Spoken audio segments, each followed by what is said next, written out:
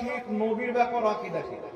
এখন বলেন পৃথিবীর মুসলমান, আমরা আহলে সুন্নাত ওয়াল জামাত বিশ্বাস করি আল্লাহ পাক পরওয়ারদিগারে আলামের মিথ্যা আল্লাহর কুদরতের অন্তর্ভুক্ত নয়। আল্লাহ কি মিথ্যা বলতে পারে? কথা বলতে হবে। আল্লাহ কি বাচ্চা জন্ম দিতে পারে? আল্লাহ কি মিথ্যা বলতে পারে? কিন্তু পৃথিবীর মুসলমান দেওবন্দি এবং আহলে হাদিস এই দুই গ্রুপের কিতাবের মধ্যে লেখা আছে আল্লাহ তাআলা ঝুট বল सकता है। আল্লাহ পাক মিথ্যা বলতে পারে, তাদের কিতাবের মধ্যে লেখা আছে। ইসমাইল দেহলভী নিজের কিতাব এক রোজা 13 পৃষ্ঠার মধ্যে লিখেছে আল্লাহ পাক মিথ্যা বলতে পারে। আর তাদের আহলে হাদিসের ইমাম সানাউল্লাহ মিসরি শামে তাওহীদ কিতাবের মধ্যে লিখেছে আল্লাহ তাআলা মিথ্যা বলতে পারে। আর আমাদের আকীদা হচ্ছে আমার আল্লাহ মিথ্যা বলা থেকে পাক, আমার আল্লাহ ওয়াদা খেলাফি করা থেকে পাক, আমার আল্লাহ জুলুম করা থেকে পাক। এখন আপনাকে বলতে চাই পৃথিবীর মুসলমান, যাদের নিকটে খোদা মিথ্যা বলতে পারে তাদের তাওহীদ বেশি বিশুদ্ধ, না যাদের নিকটে আল্লাহ মিথ্যা থেকে পাক তাদের তাওহীদ বেশি পরিশুদ্ধ হবে? কথা বলতে হবে। ওয়াহাবীদের আকীদা হচ্ছে আল্লাহ মিথ্যা বলতে পারে, আমাদের আকীদা হচ্ছে আল্লাহর জন্য মিথ্যা বলা অসম্ভব। বলবেন অসম্ভব, এটা আমাদের বানানো আকীদা নয়। ইমাম তাহাবী রাহমাতুল্লাহ আলাইহি আকীদাতুত তাহাবী কিতাবের মধ্যে লিখেছে, ইমাম রাজি রাহমাতুল্লাহ আলাইহি তাফসীরে কবিরের মধ্যে লিখেছে, আরো হাজারো কিতাবের মধ্যে লেখা আছে যদি কোনো ব্যক্তি এই আকীদা বিশ্বাস করে যে আল্লাহ পাক মিথ্যা বলতে পারে তাহলে সেই ব্যক্তি মুসলমান থাকে না। এটাই তো আমাদের দ্বন্দ্ব বাবা। আর শুধু তাই নয়, পৃথিবীর মুসলমান 1450 বছর থেকে প্রত্যেক ইমাম, প্রত্যেক মুহাদ্দিস, প্রত্যেক সাহাবা, প্রত্যেক তাবি, সমস্ত মুসলমানের আকীদা হচ্ছে আল্লাহ হলো নিরাকার। এটা সবার আকীদা, পৃথিবীর মুসলমান আল্লাহ নিরাকার।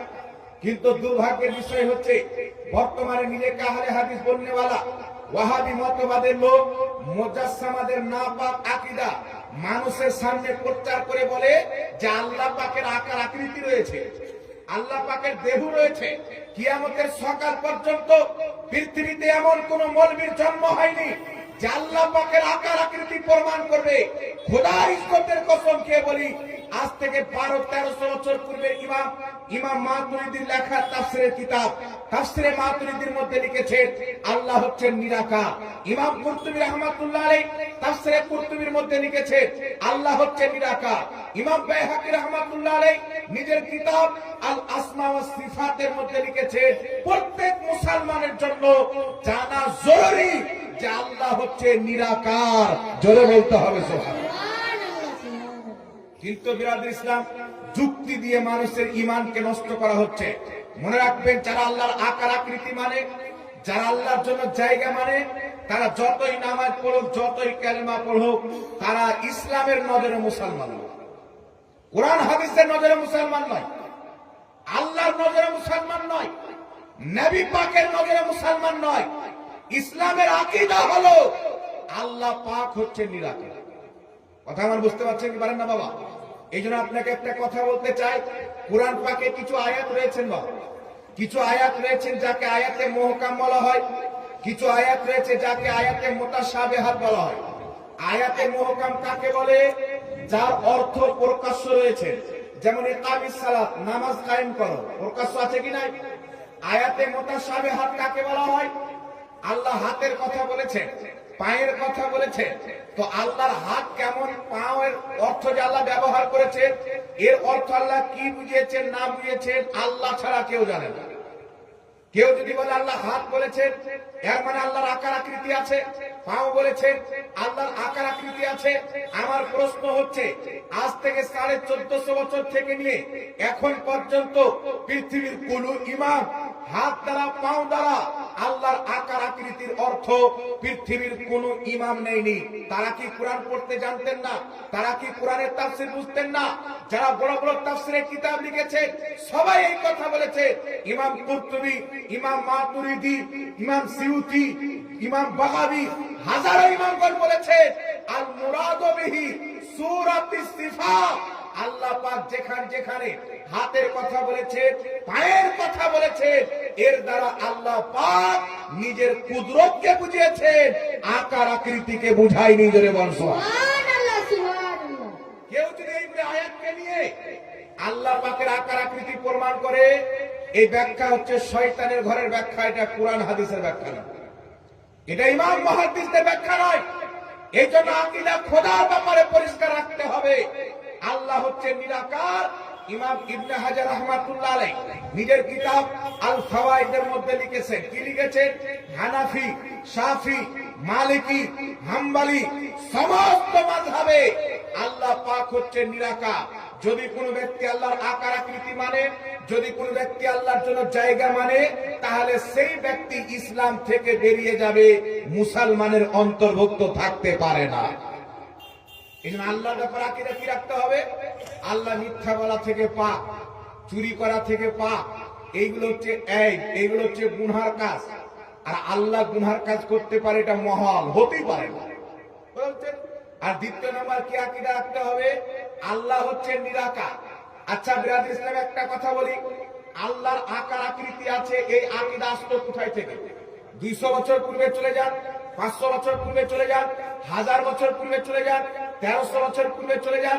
প্রত্যেক যুগে মুফাসসিরিনে কিরাম পবিত্র কোরআন পাকের তাফসীর লিখেছে, তারা এটাই ব্যাখ্যা করেছে, আল্লাহ পাও দ্বারা, হাত দ্বারা, চেহারা দ্বারা নিজের কুদরতকে বুঝিয়েছেন, আকার আকৃতিকে বুঝায়নি।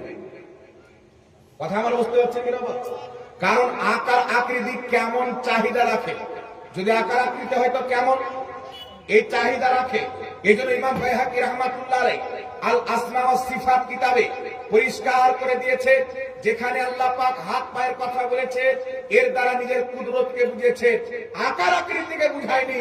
আল্লাহর ব্যাপারে দেহ আছে, আকার আকৃতি আছে, এই আকীদা রাখা হারাম। আল্লাহ হচ্ছে নিরাকার, এই আকীদা রাখাটাই হচ্ছে ঈমান। জোরে বলেন সুবহানাল্লাহ। আমার কথা বুঝতে পারলেন বাবা? এই জন্য যদি কোনো মৌলভী সাহেবের আকীদা হয় আল্লাহর দেহ আছে, আল্লাহ মিথ্যা বলতে পারে, ওই মৌলভী সাহেবকে মৌলভী বলা যাবে না। ওর পিছে নামাজ পড়ার চাইতে চুরি করাতে কম গুনাহ হবে, ওর পিছে নামাজ পড়লে বেশি গুনাহ হবে। কোন বেঈমানের পিছে নামাজ হবে না। যার আকীদা আল্লাহর ব্যাপারে খারাপ, তার পিছনে মুসলমানদের নামাজ হতে পারে। আরে বাবা, উজু যদি না থাকে ওর পিছে নামাজ হবে না, তো ঈমান যদি না থাকে ওর পিছে কি করে হবে?